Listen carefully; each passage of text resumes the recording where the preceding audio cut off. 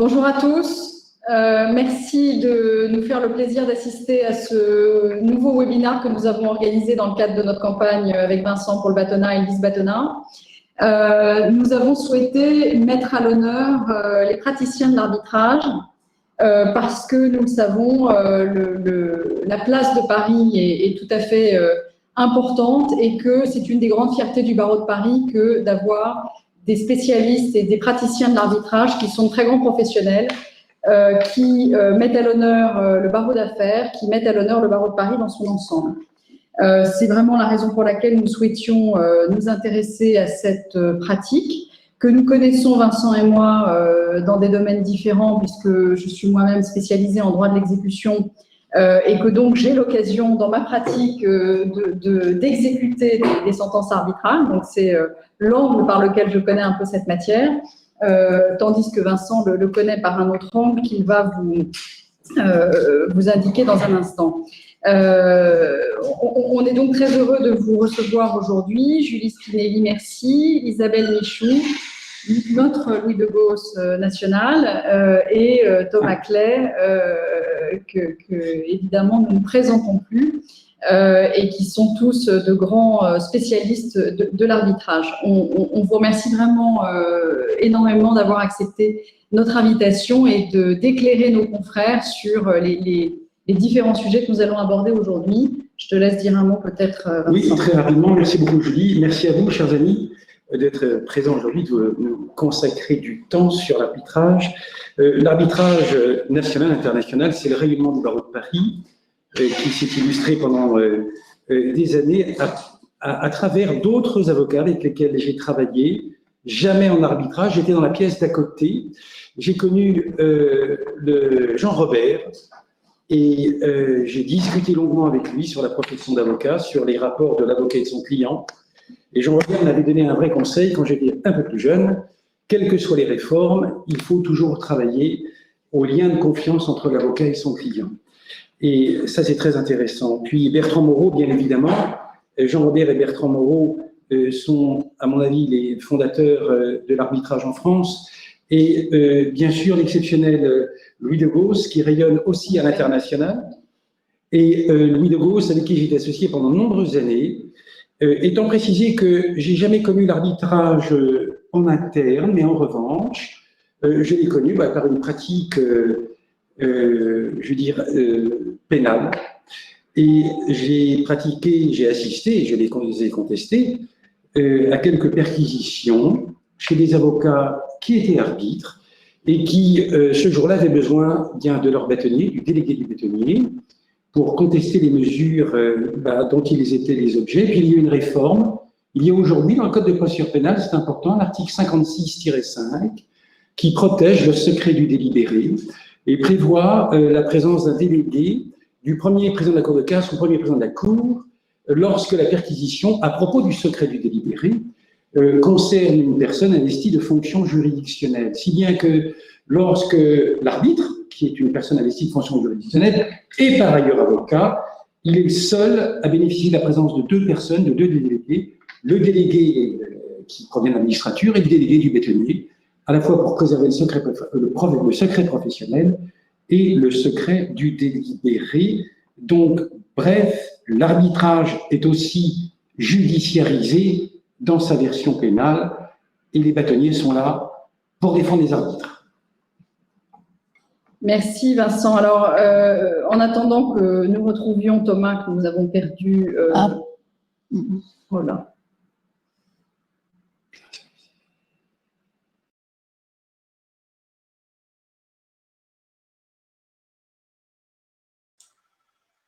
Ah, on a un petit problème de connexion. Est-ce que Thomas est là? Thomas a dit qu'il est là, mais je pense qu'il faut lui donner accès à la scène. Mais j'ai l'impression que nous avons perdu Julie et Vincent. Ah, voilà. Nous revoilà, et voilà. Thomas. Nous revoilà, et Thomas. Et Thomas dit qu'il est là, mais qu'il a besoin d'avoir accès. Je suis là. Je suis là. Il est là, Thomas? C'est là, Thomas? Il faudrait lui redonner accès à la scène, je ne sais pas comment on fait.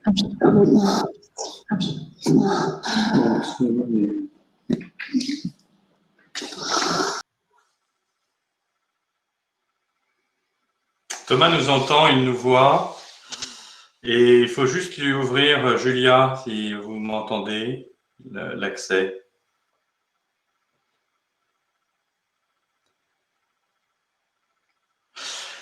En attendant que Thomas arrive, si vous voulez, je vais juste vous dire comment ça va se passer. Donc normalement, Thomas Clay va nous parler en premier eh bien, du droit de l'arbitrage français, que pour beaucoup vous connaissez, mais pour rappeler justement toute l'attractivité de Paris, de la France et de son droit, qui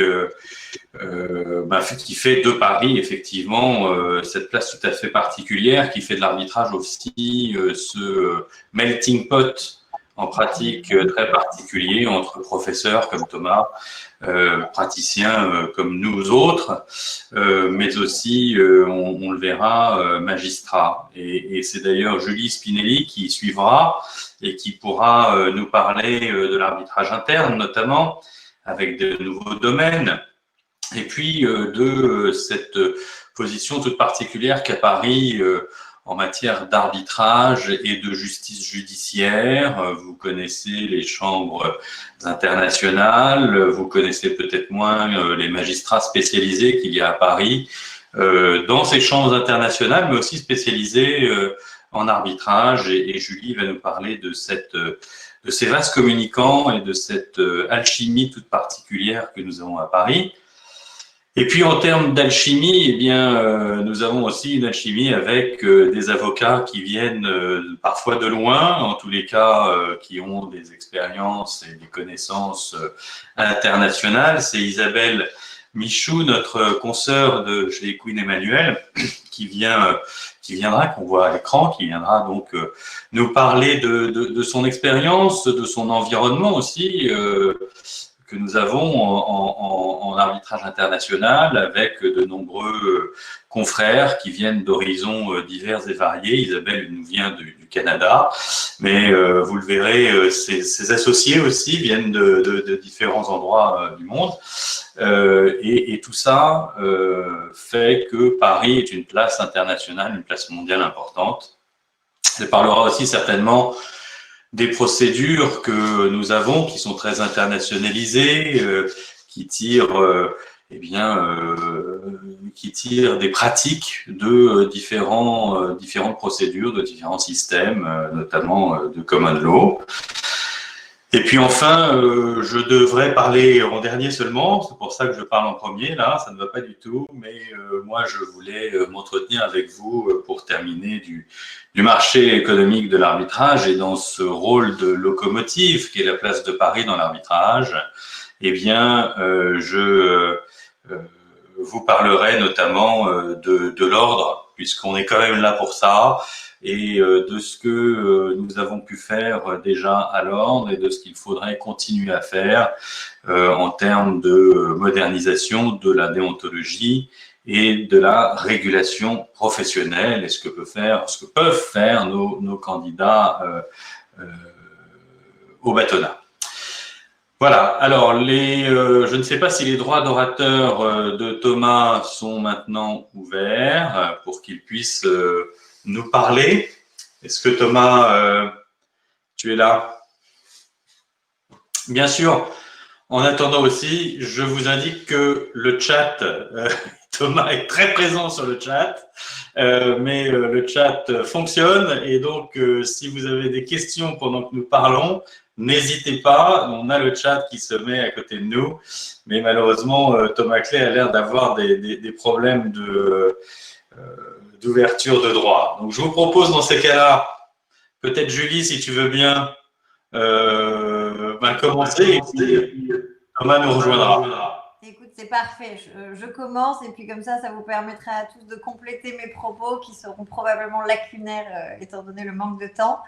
Donc on est là pour parler de Paris, place d'arbitrage. Paris est en effet une place d'arbitrage renommée car elle remplit tous les critères d'un siège d'arbitrage international, mais aussi interne, parce qu'il est juridiquement sûr et parce qu'il est logistiquement pratique. Juridiquement sûr, parce que Paris dispose d'un environnement juridique favorable à l'arbitrage, et si Thomas Clay pouvait s'exprimer, il vous en dirait tout le bien qu'il en pense.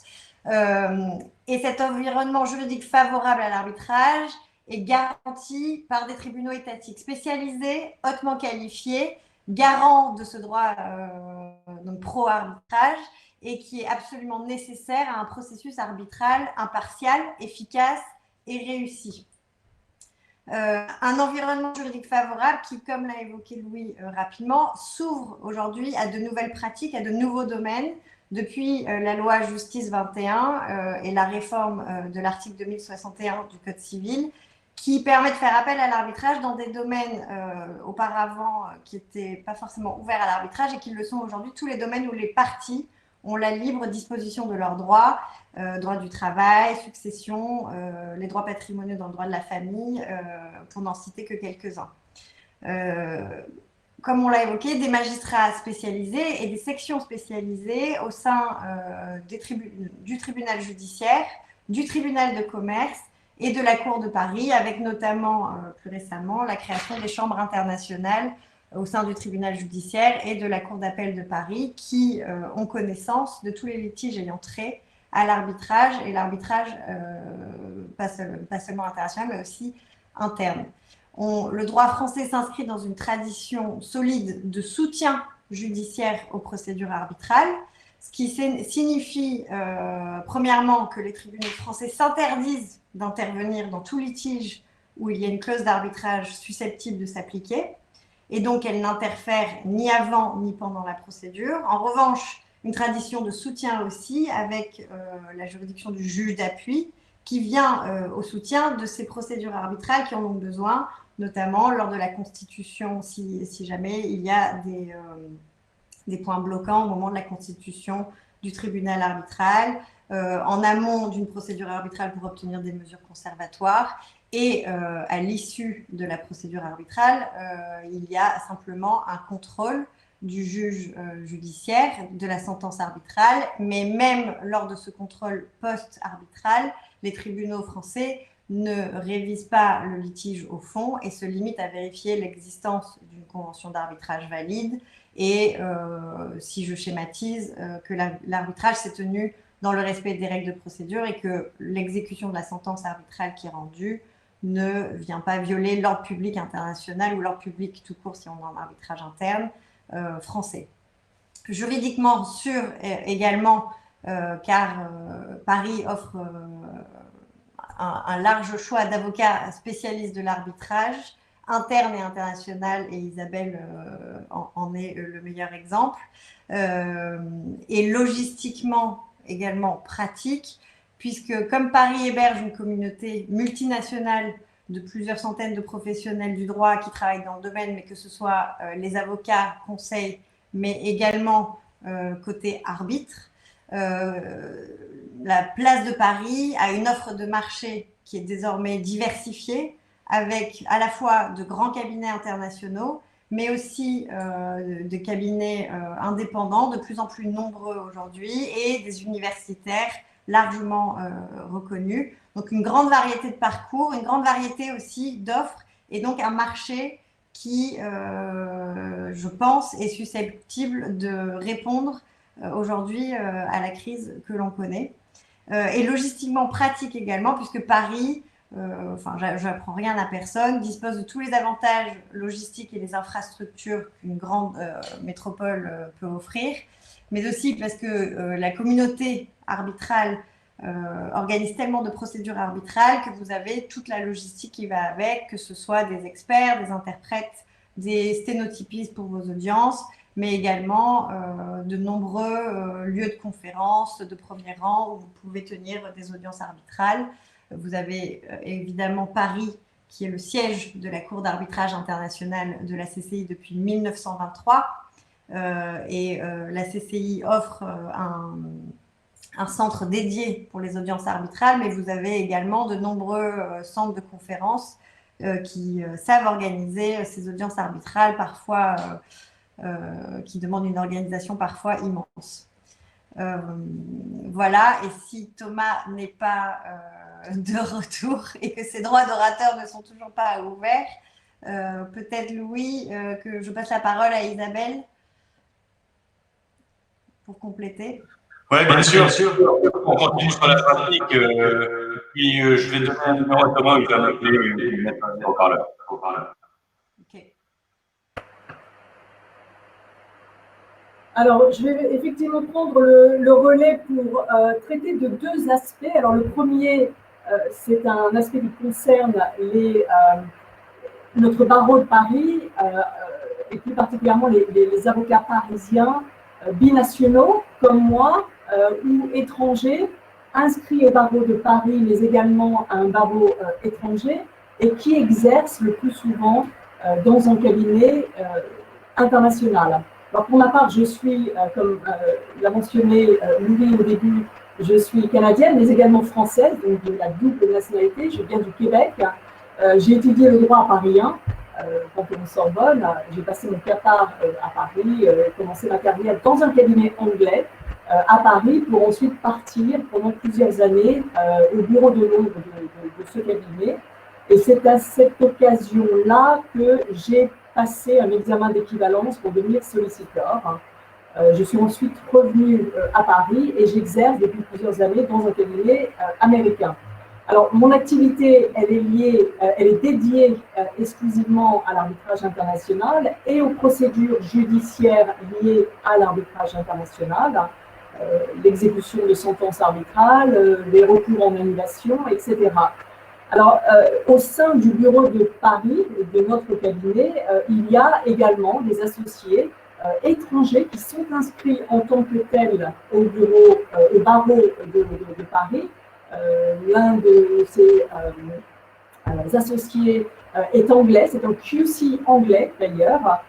Il est inscrit comme avocat étranger à Paris et exerce son activité en arbitrage international également depuis maintenant près de 20 ans. Et il exerce exclusivement en anglais et il n'intervient que dans des procédures d'arbitrage et non dans des procédures judiciaires. Mais je pense que le fait que des avocats binationaux étrangers puissent exercer leur métier à Paris, eh bien, illustre à la fois la diversité, la modernité aussi de notre barreau et évidemment contribue amplement à rendre la place de Paris attractive. Alors, Julie a parlé tout à l'heure des chambres internationales, notamment de la Cour d'appel de Paris. Alors, c'est vrai que c'est une chambre que je connais un petit peu, je plaide régulièrement devant cette chambre et j'aimerais juste en dire quelques mots. Parce que je pense que ce que la Chambre internationale de la Cour de Paris a essayé de faire, a mis en place, eh bien, va dans le sens justement d'une modernisation de notre système judiciaire dans les litiges commerciaux qui concernent des contrats internationaux. Alors, pour ce qui concerne par exemple les recours en annulation, c'est la 16e chambre pôle 5 de la Cour d'appel de Paris qui centralise aujourd'hui tous les recours en annulation formés contre des sentences soit rendues à l'étranger, soit rendues en France à l'international. Donc, sentences internationales rendues en France. Et cette chambre a mis en place une procédure internationalisée qui emprunte à la fois à la pratique arbitrale, mais également à la pratique de common law. Pour vous citer quelques exemples, la langue de la procédure. Alors, les actes de procédure en tant que tels sont en français, mais il est tout à fait possible de produire des pièces en langue anglaise sans pour autant les traduire. Alors évidemment, c'est très intéressant dans la mesure où ça évite à la fois de tout traduire, donc il y a un gain de coût et un gain de temps. La Chambre propose également aux parties de présenter des témoins et des experts. Là aussi, c'est quelque chose qui ne se faisait pas, alors qui se fait certainement en procédure pénale, mais qui, dans les procédures civiles et commerciales, se voit beaucoup moins. Donc, on peut tout à fait déposer des déclarations de témoins en français ou en anglais d'ailleurs, ou des rapports d'experts dans une langue ou dans l'autre. Et vous pouvez également à l'audience tout simplement interroger ces témoins et ces experts. Alors, ce que fait la Chambre internationale, c'est d'organiser au fur et à mesure ces procédures. Alors, il y a plusieurs audiences de mise en état. Je suppose que tous ceux qui pratiquent cette Chambre internationale le savent. Mais la dernière audience de mise en état vise précisément à préparer l'audience en tant que telle. À savoir, est-ce qu'il y aura ce qu'on appelle le cross-examination, par exemple, d'un expert. Alors, c'est un peu adapté, évidemment. Par exemple, un expert pourra être interrogé, témoigner et être interrogé pendant 1 heure, et l'heure va, par exemple, se diviser en 4 phases. D'abord, une présentation par l'expert, ensuite, des questions posées par la partie qui présente cet expert, ensuite 15 minutes de questions par la partie adverse, et ensuite 15 minutes de questions par la cour. On voit que c'est une technique ou un outil procédural qui est un peu différent de ce que l'on peut voir notamment dans une procédure arbitrale ou une procédure devant la High Court anglaise, puisque ce n'est pas une cross-examination qui se déroule de la même façon, mais on voit bien là quand même la volonté de la Chambre internationale d'introduire certaines techniques qui permettent justement d'emprunter eh bien, à la pratique arbitrale et ou à la pratique devant les juridictions de common law. Et je pense qu'il y a peut-être aussi une part plus importante qui est faite à l'accord des parties. Je pense notamment au calendrier de procédure. Ce que j'ai vu en pratique, c'est que si les parties de part et d'autre se mettent d'accord sur un calendrier de procédure avec plusieurs échanges de conclusions, eh bien, la Cour, en tout cas la Chambre internationale, aura tendance à accepter ce calendrier convenu par les parties. Et ça, c'est évidemment quelque chose aussi de très utile et qui permet aussi d'avancer assez rapidement, puisque évidemment tout se fait sous le contrôle du juge. Voilà ce que j'avais à dire peut-être pour la procédure internationalisée, mais nous aurons peut-être l'occasion d'en reparler tout à l'heure. Et je vois Thomas qui est avec nous. Exactement, et donc, puisque Thomas est là, on va en profiter avant qu'il ne redisparaisse. Oui, alors je vous ai entendu, je vous voyais, et je ne pouvais pas intervenir, ce qui était particulièrement frustrant, et surtout, pour quelqu'un d'aussi vaniteux que moi, le fait que vous ne me voyez pas était extrêmement désagréable. Je ne sais pas pourquoi c'est revenu, mais c'est revenu. Vous m'entendez là? Bon.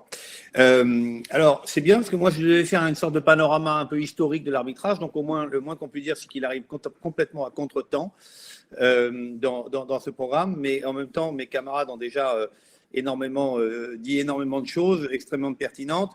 Ce que je voulais vous dire, moi, de manière un peu académique, parce que je suis quand même professeur, même si je suis aussi avocat et donc électeur, et j'y reviendrai à la fin de mon intervention. Ce que je voulais vous dire, c'est que, pour ceux qui ne le sauraient pas encore, c'est que l'arbitrage est évidemment un mode de résolution des litiges extraordinairement important. Il est important, et en fait, il a toujours été important. Il est important dans l'histoire, il est important aujourd'hui, et il est important pour Paris. Alors, d'abord, important dans l'histoire. L'arbitrage, en fait, a toujours existé. Et quand on remonte dans la nuit des temps, non pas seulement dans l'Ancien Régime, non pas en droit romain, non pas seulement même en droit athénien, mais même au-delà, chez les Étrusques, en Arabie pré-islamique, chez les Hébreux. Bref, depuis toujours, l'arbitrage a existé. Depuis toujours, l'arbitrage est devenu et a été un mode de résolution des litiges privilégié. À Athènes, par exemple, il y avait l'arbitrage public. Il y a des éléments des phrases d'Aristote, des pages d'Aristote là-dessus. Et puis, on est arrivé à la Révolution française et à la fameuse loi des 16 et 24 août 1790, la première grande loi de la Révolution française, la loi sur l'organisation de la justice. Et cette loi commence par un article premier, cet article premier par un alinéa premier, cet alinéa premier par un premier mot. Et ce premier mot qu'ont voulu donc les législateurs révolutionnaires, c'est l'arbitrage. L'arbitrage est le meilleur moyen de régler les litiges. C'est pour dire que l'arbitrage est dans la tradition depuis toujours. Après, il y a eu le Code de procédure civile de 1806. Je vois une tête parasite. Et dans le Code de procédure civile de 1806. Et puis, dans le Code de procédure civile de 1980-1981, jusqu'au décret qui est aujourd'hui de droit positif et dont on va bientôt fêter les 10 ans, le 13 janvier 2021. Ce décret aura exactement 10 ans puisqu'il date du 13 janvier 2011 et c'est un décret que Louis et moi connaissons bien. Pour y avoir travaillé pendant 10 ans, il a fallu 10 ans pour rédiger ce texte. Alors voilà pour l'importance de l'arbitrage dans l'histoire. L'importance de l'arbitrage aujourd'hui, eh bien, elle ne se dément pas. C'est le mode de résolution usuel des litiges. En matière internationale, on dit même que c'est le mode de résolution naturel, c'est le juge naturel du commerce international, et notamment lorsque les parties sont évidemment de nationalités différentes, lorsqu'un État est partie à l'arbitrage, qui est quand même une partie de type très particulier, et aujourd'hui, il est 80-90% du contentieux international commercial ou d'investissement se résout par la voie de l'arbitrage et non pas par la voie judiciaire. Et en matière interne, alors les proportions ne sont pas les mêmes, mais l'arbitrage est aussi un mode privilégié de résolution des litiges, en particulier en matière commerciale, en matière libérale, et dans tout le contentieux des affaires de manière générale, même s'il n'est pas encore assez répandu, même si le phénomène d'acculturation de la résolution des litiges sur l'ensemble du territoire national n'a pas encore été, à mon avis, donné sa pleine mesure. Mais ce qu'il faut retenir sur la matière interne, c'est que les choses évoluent et la législation évolue. Et depuis la loi justice du XXIe siècle, depuis la loi donc du 18 novembre 2016, eh bien, la clause compromissoire, c'est-à-dire la clause d'arbitrage, est autorisée dans tous les contrats en matière interne, comme elle l'est d'ailleurs en matière internationale, y compris dans les contrats de consommation, même si elle peut être réputée non écrite à l'égard inopposable à l'égard de la partie forte, y compris dans le contrat de travail, évidemment, il y a d'ailleurs un centre d'arbitrage du travail, y compris dans les contrats de la famille, et en particulier dans les divorces ou dans les successions. La clause compromissoire est aujourd'hui valable dès lors qu'on a la disponibilité des droits, c'est-à-dire dans tous les contrats. La seule limite, c'est qu'il faut effectivement que la partie forte, que ce soit l'employeur ou le professionnel à l'égard du consommateur, eh bien, il ne pourra pas l'opposer à la partie faible. Mais ce qui veut dire qu'il y a là un gisement de pratiques, de nouvelles pratiques, de développement de l'arbitrage, notamment pour des confrères qui ne sont pas des familiers de l'arbitrage international. L'arbitrage international, l'arbitrage, c'est pas toujours le grand arbitrage international qui dure des années et qui met aux prises des contentieux, des grandes entreprises, des multinationales et des États. Non, l'épure de l'arbitrage, l'origine de l'arbitrage, c'est ce petit contentieux qu'on peut régler en 1 mois, 2 mois, 3 mois, qui coûte pas cher, qui va vite et qui quand même permet d'avoir des solutions, des décisions de justice définitives. Et ça, c'est une pratique dont les confrères doivent s'emparer, les confrères qui viennent des autres disciplines, sans parler du fait, et on en a un bon exemple aujourd'hui, qu'avec le numérique, eh bien, on peut avoir encore de nouvelles marges de progression, de nouveaux champs de développement, l'arbitrage en ligne, à condition que le numérique marche et qu'on n'interdise pas à certains orateurs d'avoir les droits de parler. Et en dehors de ce petit détail, il faut avoir ça en tête, c'est que l'arbitrage en est finalement qu'à l'aube de son développement et il doit pouvoir se développer encore. Et j'en termine avec mon 3e point, et Louis va encore dire que je suis trop long, sur le fait qu'il a été important dans l'histoire, il est important aujourd'hui à Paris. C'est évidemment le point principal quand on a des candidats au barreau de Paris, au bâtonnat. Paris, c'est la capitale mondiale de l'arbitrage. C'est incontesté, c'est incontestable et c'est envié. Et ça ne fonctionne que parce que tous les acteurs travaillent dans la même direction. Ça s'explique aussi par la présence de la Chambre de commerce internationale à Paris, qui siège à Paris, non pas depuis 5, 10, 15 ou 20 ans, mais depuis un siècle, depuis 1920, et on a fêté cette année, en 2020, le siècle de présence de la Chambre de commerce internationale, qui est le principal, et de loin, le principal centre d'arbitrage au monde. Ça, c'est la première raison. La deuxième raison, c'est la qualité du droit français de l'arbitrage, qui depuis toujours est considéré comme le droit leader, le droit modèle, et qui a d'ailleurs été recopié dans énormément de pays. Et au fond, on n'a pas tant de droits français, de branches du droit, qui soient encore, de nos jours, aussi, qui servent autant de référence. Il y avait le Code civil en 1804, aujourd'hui, le droit de l'arbitrage français est encore le droit de référence. Et puis, je le dis parce que c'est le lieu où il faut le dire, la présence de la Chambre de commerce, la qualité du droit français, la qualité du barreau, la qualité des avocats, puisqu'ici on est entre avocats, qui, depuis toujours à Paris, ont eu l'audace de porter des solutions intelligentes, innovantes, qui ensuite ont été consacrées par la jurisprudence. Et c'est d'ailleurs mon point suivant, la qualité de la jurisprudence, la qualité des magistrats. Et on a vu se succéder aux fonctions judiciaires qui travaillent, qui se prononcent sur l'arbitrage, les plus grands magistrats de l'ordre judiciaire français. D'ailleurs, un certain nombre sont devenus premiers présidents de la Cour de cassation. Donc, il y a une complémentarité évidente entre les avocats qui proposent et les magistrats qui consacrent, ce qui crée une synergie, un ensemble, une évolution, un écosystème, comme on dit maintenant, particulièrement favorable. Alors, chez les magistrats, on a parlé tout à l'heure de la Chambre internationale, effectivement, le pôle 5, Chambre 16 de la Cour d'appel de Paris. On pourrait parler aussi du juge d'appui.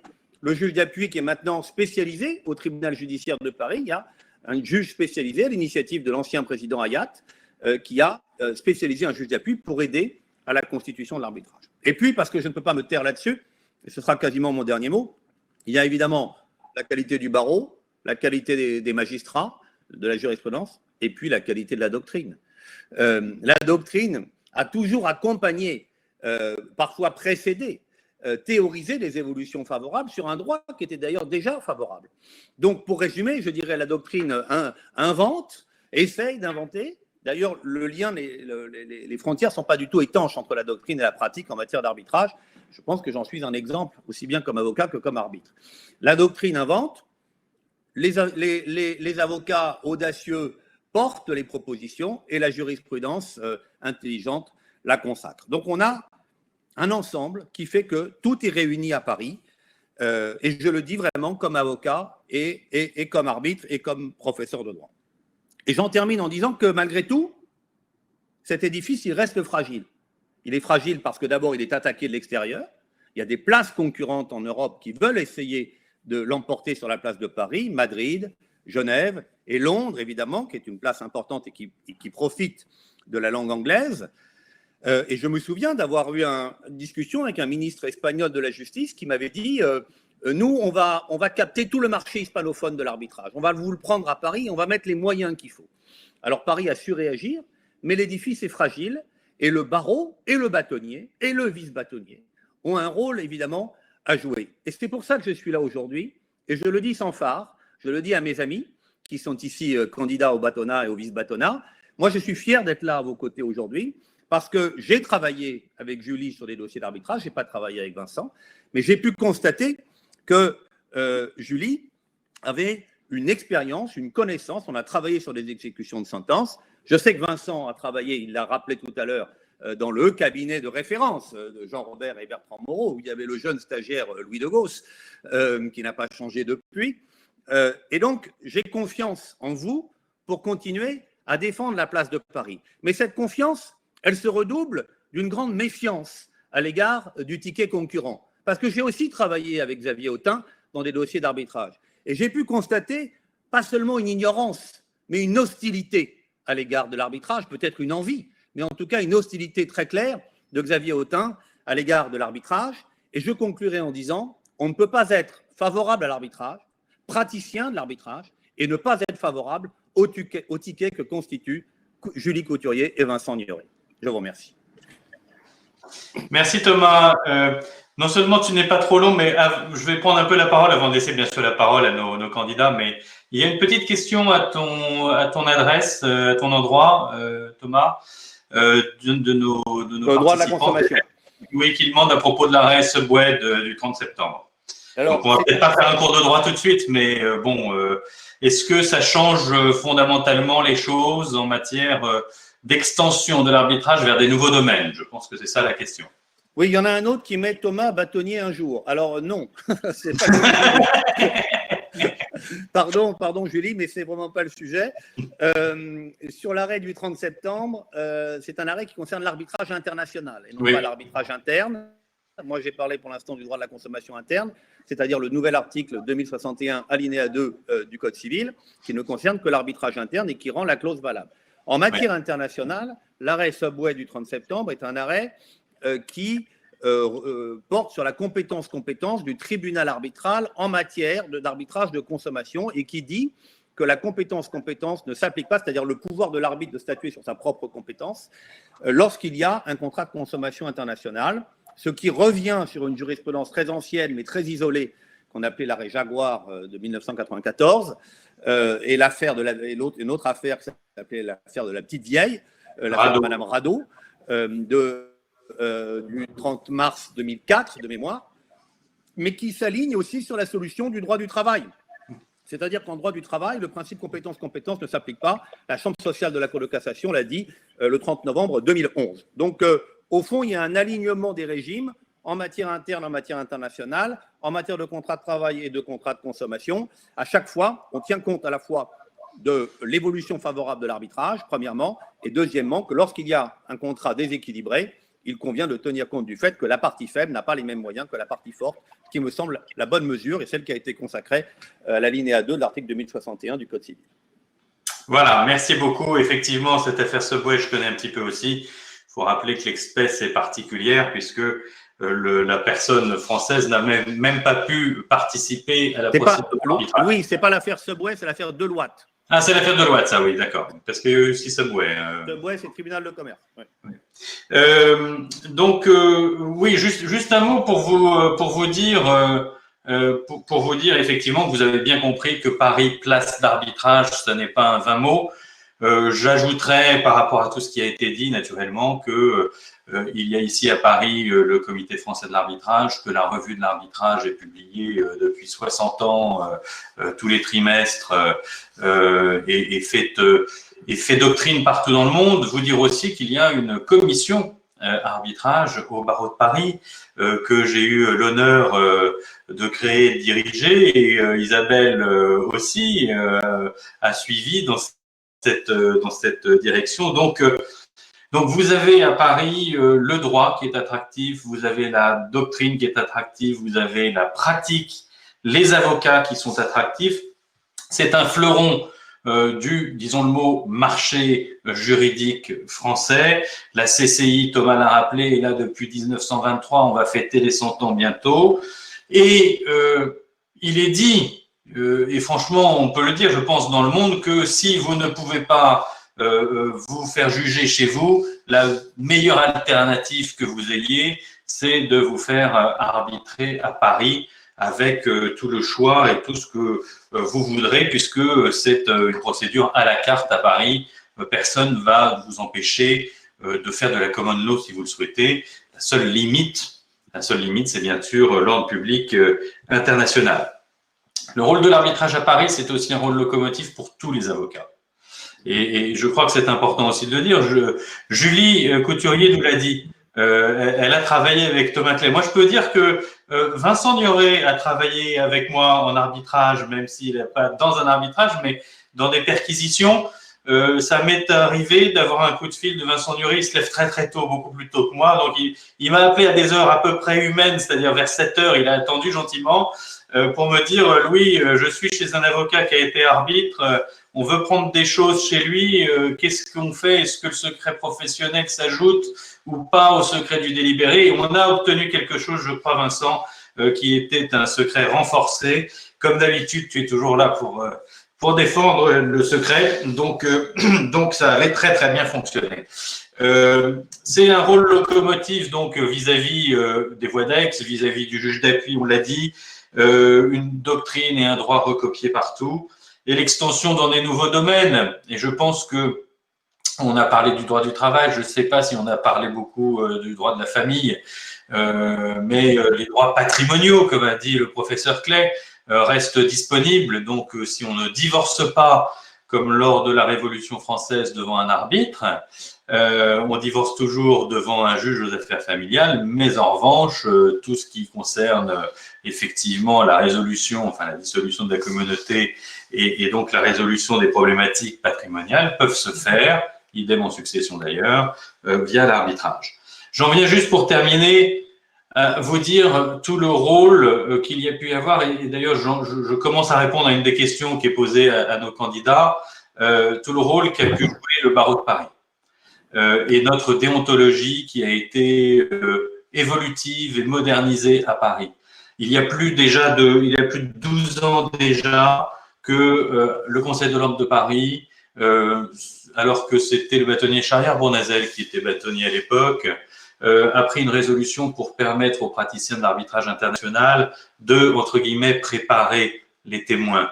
Vous savez, Isabelle Michaud vous l'a dit, Julie Spinelli aussi, le rôle de la preuve testimoniale en arbitrage est primordial. Interdire aux avocats français, au prétexte ou aux avocats tout court, français ou étrangers, Isabelle a la double nationalité, mais il y en a qui sont totalement étrangers, qui sont avocats à Paris. Interdire à un avocat parisien de préparer un témoin, c'est comme interdire à un avocat de lire une lettre ou un email qu'il produit en justice avant de le produire en justice. Donc, bien sûr, il faut que l'avocat s'assure de la pertinence du témoignage et bien sûr, la préparation, entre guillemets, du témoin est donc permise et ça fait déjà 12 ans que c'est le cas. Plus récemment, en 2017, il y a 3 ans, Isabelle le sait très bien puisqu'elle était à l'époque aussi à la commission arbitrage international ouverte du barreau de Paris. Une résolution sur les travaux de cette commission a été prise par le Conseil de l'ordre pour permettre les tiers financeurs de procès et même pour accompagner ce financement des procès et des arbitrages par les tiers. Donc, 2 exemples importants de modernisation de la déontologie. Je continuerai avec un paradoxe qui montre que le bâtonnier de Paris et tout particulièrement doit connaître l'arbitrage et doit tout particulièrement savoir distinguer les choses. C'est ce qu'on appelle encore l'arbitrage du bâtonnier, qui est tout sauf de l'arbitrage, puisque on l'a changé dans le règlement sous un rapport qu'a écrit votre serviteur à l'époque. Et effectivement, ça s'appelle normalement la juridiction des bâtonniers, mais vous le savez, les conflits entre confrères, et je ne parle pas que de déontologie, aussi des conflits patrimoniaux, se règlent devant notre bâtonnier selon un système juridictionnel qui se rapproche de l'arbitrage, ce pourquoi on parlait d'arbitrage, mais ce n'est pas de l'arbitrage. Et cette faculté qu'a le bâtonnier ou son délégué de régler nos litiges, eh bien, montre combien le bâtonnier doit aussi bien connaître les aspects juridictionnels qui est propre à la mission de celui ou celle qui doit trancher les litiges entre les avocats. Bien sûr, parallèlement, on peut aussi faire du vrai arbitrage, mais si on ne choisit pas l'arbitrage, on ira devant la juridiction du bâtonnier et pour le coup, eh bien, élire des candidats au bâtonnat, c'est, attention, élire aussi son juge. Donc, je voulais quand même le faire remarquer, ça me paraît assez important. Voilà, je suis très long, donc je pense que place aux questions et puis place surtout à un mot de nos candidats justement sur cette mission qui les attend. S'ils sont élus, nous l'espérons ici tous. En tous les cas, moi, je voterai pour eux. Et donc, moi aussi. Peut-être. D'accord entre Louis et moi, mais je ne voudrais pas qu'on ait un point de désaccord sur la date de la CCI, parce que j'ai dit 1920 et Louis a dit 1923. Alors évidemment, comme on est pile dans le siècle, moi aussi j'ai dit 1920. En fait, la CCI, la Chambre, s'est implantée en 1920 à Paris, mais la Cour de la CCI, la Cour d'arbitrage, date de 1923. Il n'y a absolument pas une feuille de papier à cigarette entre Louis de Gauss et moi. Voilà. Oui, d'autant que moi, j'ai été quelques années quand même l'avocat de la CCI, donc c'est peut-être pour ça que je suis un peu trop précis dans les dates, mais effectivement, on est bien d'accord, 1920 l'association, 1923 le système d'arbitrage. Voilà. Il y a une question peut-être pour Isabelle ou Julie, pardon, sur la concurrence des places asiatiques. Voilà, question posée par Franck, qui lui aussi fait rayonner le droit en Asie, puisqu'il est implanté à Pékin, à Hong Kong et à Taipei. Isabelle, je vous laisse répondre. Oui, alors je ne pense pas que la place de Paris Je pense pas que la place de Paris est menacée ou se sent menacée.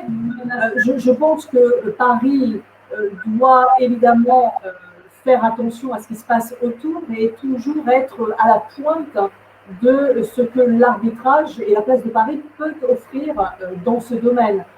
Mais je ne dirais pas que la place de Paris se sent menacée. Oui, alors sur les centres internationaux de Chine, je peux aussi dire un mot à notre confrère. J'étais en Chine avant les confinements l'année dernière, effectivement, à Pékin, notamment au CIETAC. L'arbitrage en Chine et dans la région, on va dire, commence à se moderniser, mais on est encore très loin, naturellement, du niveau de la France, hein, qui est le plus moderne. Donc, on est aux deux extrêmes du prisme. Reste que ça reste un arbitrage qui est quand même très étatisé, je veux dire, dans sa conception même, puisque c'est très régulé par l'État, de même que la profession d'avocat, si notre confrère est installé là-bas, il le sait encore mieux que nous, reste quand même très contrôlé, et peut-être un peu plus que contrôlé même par l'État. Donc, on est quand même avec un système d'arbitrage qui n'est pas tout à fait équivalent. À l'inverse, les systèmes d'arbitrage internationaux que nous connaissons, nous, en France, ont parfois justement du mal à être exéquaturés et exécutés en Chine. C'est un petit peu pour les mêmes raisons d'absence de réciprocité, si j'ose dire. Mais oui, ça a tendance à s'améliorer. Si je peux ajouter un mot sur ce point, ça montre que l'arbitrage est un marché mondialisé, un marché prometteur, qui continue à se développer et sur lesquels, comme tout marché, il y a des tentatives d'acquérir des parts de marché. Et qu'il y a donc une concurrence entre les places, une concurrence réelle, avec des atouts d'ailleurs qui ne dépendent pas nécessairement du droit lui-même. Je sais qu'une place comme Genève, par exemple, souffre de ce qu'elle n'est pas un aéroport qui soit un hub international. Une place comme Miami, par exemple, se développe plus que Houston parce que précisément, c'est l'entrée sur le monde sud-américain. En Asie, il y a 3 places principales, Pékin, comme l'a dit Louis, Singapour et Hong Kong, qui sont quand même très dynamiques, en particulier Hong Kong, qui est très dynamique, même Singapour, mais qui pour l'instant n'arrive pas au niveau d'indépendance et de technicité et le savoir-faire à la française, disons-le, à la parisienne, face à nos deux. Et j'ajouterais juste un point qui n'a pas été évoqué, c'est le coût de l'arbitrage. Le coût d'une procédure arbitrale à Paris est sensiblement inférieur à la moyenne européenne. Et si vous avez besoin au cours de votre arbitrage d'avoir recours aux judiciaires, aux tribunaux, aux juges d'appui, eh bien, tout le monde le sait, les tribunaux français sont nécessairement moins chers que les tribunaux des autres États étatiques, des autres tribunaux étatiques, pardon.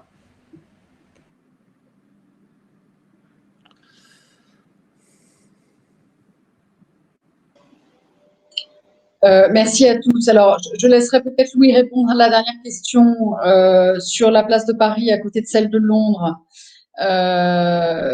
dans un instant, mais je voulais d'abord, avant cela, vous remercier tous et remercier Thomas pour ses mots et Louis aussi pour ses mots. L'importance aussi aujourd'hui de l'arbitrage, c'est qu'il faut être extrêmement réaliste. Bien sûr qu'on est tous très attachés au procès et au droit au procès, et à l'importance du juge, mais il faut aussi être réaliste. On a une justice qui est dans un état d'indigence sans être trop sévère, mais qui est une réalité avec des moyens extrêmement faibles, et on doit offrir aux justiciables des solutions alternatives intelligentes, et l'arbitrage, ça participe de ça, comme le développement d'une façon générale des modes alternatifs de règlement des conflits, et l'arbitrage au sein de ces modes alternatifs a évidemment une place de choix. Louis a rappelé aussi la question du règlement des litiges entre avocats, que ce soit entre cabinets et collaborateurs ou entre associés, le cas échéant. Et il faut aussi saluer aussi l'initiative de Louis d'avoir créé justement à Paris un centre de règlement des litiges professionnels, qui est encore une autre extension de la possibilité d'avoir recours justement à l'arbitrage. Et ça peut avoir un vrai intérêt, et je pense notamment un vrai intérêt pour les cabinets internationaux qui sont en demande de modes de résolution, là encore, intelligents et pratiques pour résoudre les difficultés qu'ils peuvent rencontrer. Donc bravo aussi à Louis pour ça.